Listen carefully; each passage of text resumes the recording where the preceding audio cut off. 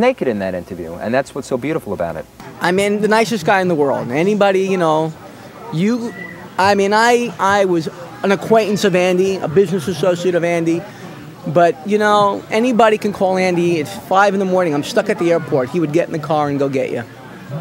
And there's a lot of guys who aren't 10 times the celebrity he was then, who, you know, won't get up and get you Coca-Cola if you were starving.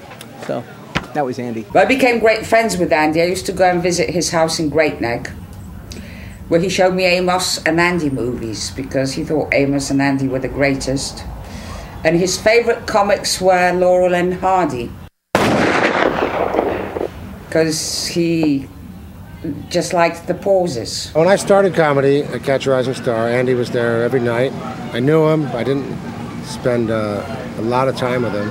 He was like a wave before whatever wave I was on, and several wavelengths on a different plane. But I remember him being very strange. It was odd. He was friendly. He was, I mean, nice guy, but he had a very distracted air. He had the 1,000-mile stare. Often he would just he'd be up here while you were talking to him, which could be annoying at times. Andy, how you doing? Like,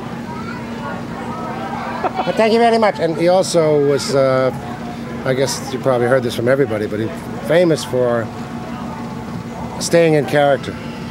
He'd be in character the moment he walked in the club until they threw him out. If it was the singer character, what was the name of the singer? Tony Clifton would walk in as Tony Clifton, hang out sometimes for hours before getting a spot. After all, he wasn't even going on as Andy Kaufman. He wanted to go on as Tony Clifton in a competitive situation, and sometimes he went on late, and he would go on until the bouncers threw him out in the street, and never break character, including getting thrown out. And once he was thrown out, he'd come back in, start another ruckus. You can't throw me out, I'm Tony Clifton, my manager's gonna call your people, you know.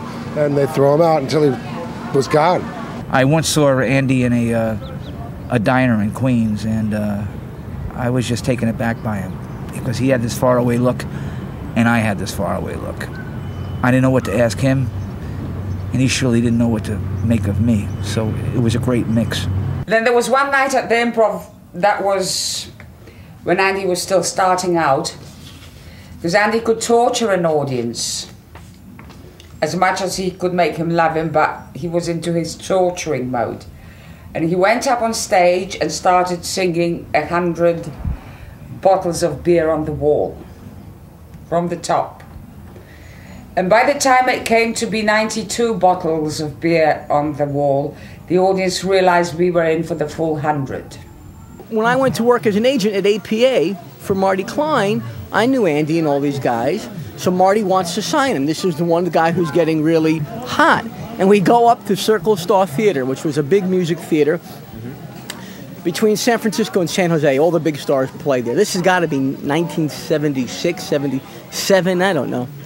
And Andy is opening for Sonny and Cher. And we go backstage in the dressing room, me and Marty Klein, and Marty's telling him how great he is, and Andy's going, you know, I'm not really a comedian. Marty goes, I said, well, you mean you're not a he goes, I'm a song and dance man. And I'm thinking, oh yeah, you and Gene Kelly. And Marty Klein says, you like Danny Kaye. And Andy lit up, yeah, see, I'm Danny Kaye. I'm like Danny Kaye. This is Andy Kaufman's Christmas special that he was proposing.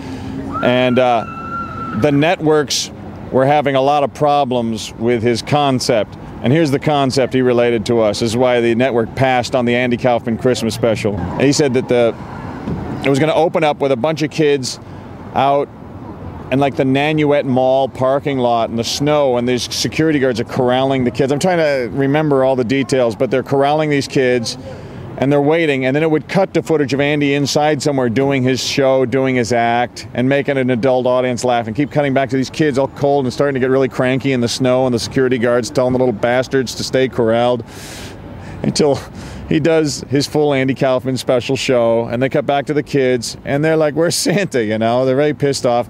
And then you hear a copter starts to hover overhead, and it's way high up in the air with speakers, and he's like, oh, ho, ho, ho.